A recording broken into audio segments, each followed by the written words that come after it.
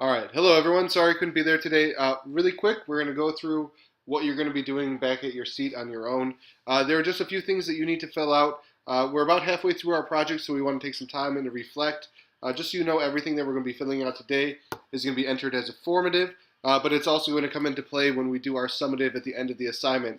So if you didn't take the time to fill out this reflection now, later on, especially when we do the summative, you wouldn't be able to get a 4 on the reflection and planning portion. So you definitely want to make sure this gets done. It's pretty straightforward, pretty self-explanatory, but just to make sure everything is clear, we're going to go through this and the next thing that you're going to be doing today as a group. So first of all, 6th and 8th grade are both filling out the same sheet. This varies a little bit, so we're going to kind of go through that. 8th grade, you've done this first page, so I need you to remake it. The thing is, this first page here, this is what's going to be hanging up with your project.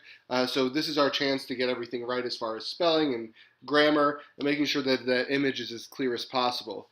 So the first thing you want to do is you want to draw your image. If you're in 6th grade, it's your mask. If you're in 8th grade, it's your animal. And you want to include as much detail as possible.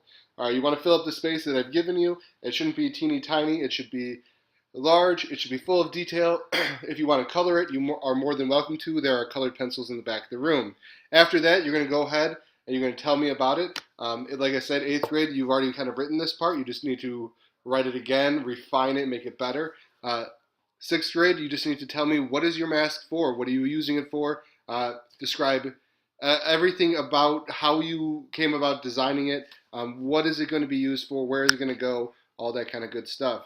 The next thing, 6th and 8th grade, I both need you to walk me through the steps of how you're going to build it. I want you to be successful, so we need to make sure that we have a clear plan about how we're going to be building this. I'm expecting at least 5 detailed steps. I want you to not only write and tell me what you're going to do, but I want you to include images that are going to show me as well.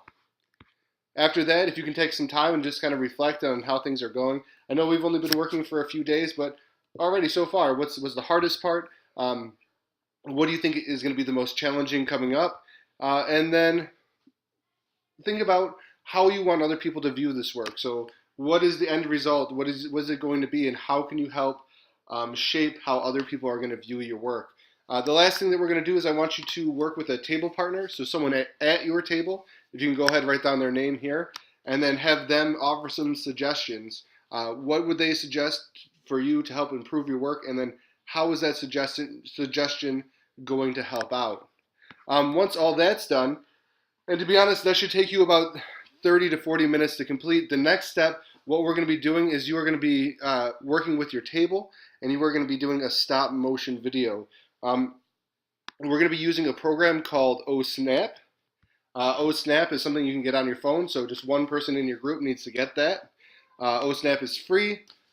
It's real easy to use. We're going to kind of walk you through how to use it right here. So when we're using OSnap, once it's downloaded, OSnap is just a stop motion program. What it allows you to do is it allows you to control how many pictures you are taking over a period of time, and it automatically strings them together into a video. So to go ahead, you open it. Once it's open, you don't want to rate it. Once it's open, you're going to go ahead, you're going to create a new project, so hit the plus sign down in the bottom right. The cool thing is it lets you go back, so if you decide, if you're making a project over a period of a few days, you can go and you can keep re-editing it, adding to it, building upon it. But in our case, we're just going to try a one-day thing just to kind of see if it works. So I'm going to leave it like that. The basic settings, I'm going to use the front of the camera. I'm going to go ahead and hit create. So I'm going to go ahead. Don't bother adjusting any of the settings right now. You can change the shutter speed and the orientation of the camera. But for right now, we're just going to go ahead and click start shooting. Now, once you've started, so I have my little Pez dispenser sitting here on my table. There's a couple things. There's the timer down at the bottom. Look, what's going to happen is you can set the timer so that it's automatically set so that every 3 seconds it takes a new photo. One thing I do want to point out is one of the people on your team is going to be in charge of holding the camera. The camera needs to remain as steady as possible. throughout the entire time. So I'm going to go ahead and start the timer. And look, when it comes to making a stop motion video, all that's happening is between each one of those 3-second increments, I'm going to make slight adjustments to my image. So I'm going to go ahead and start the timer. All right, so it's taking 1 photo, 2 photos.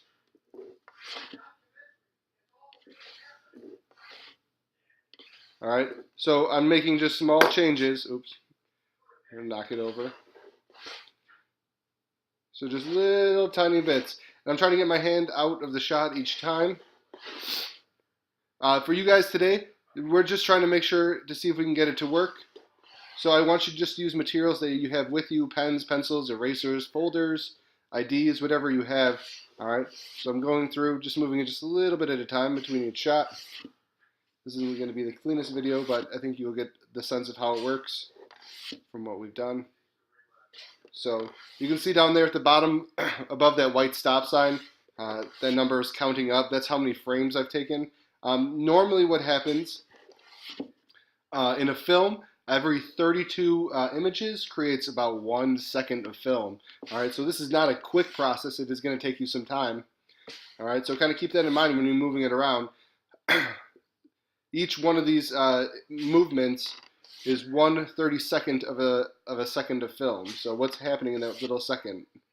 And to be honest, it's not usually much. All right, this is where it's great having multiple people because you can add multiple objects in there. And like right now, I have to move them all by myself. But with a group, you can have multiple people moving multiple objects. At the end, you're going to go ahead and hit the stop button. All right. And you can go back and you can see your video. All right, so I hit the back button. I can click the play and I can see what I've made. And I made just the tiniest little video there. So right now my hand is getting in the way a lot. The camera is moving and shaking all over the place. But I'm trying to talk and explain what I'm doing, move things around, and hold the camera steady all at once. So this is definitely something that's going to be more successful if you're doing it with multiple people. So let me go ahead and stop it there. And it will play in a loop. So and all that, I filmed maybe just like 2 or 3 seconds of film, and it just kind of plays in a continuous loop. When you're done with these videos, you can go ahead and you can export them if you want. If you want to share them with me, you can send them to my email.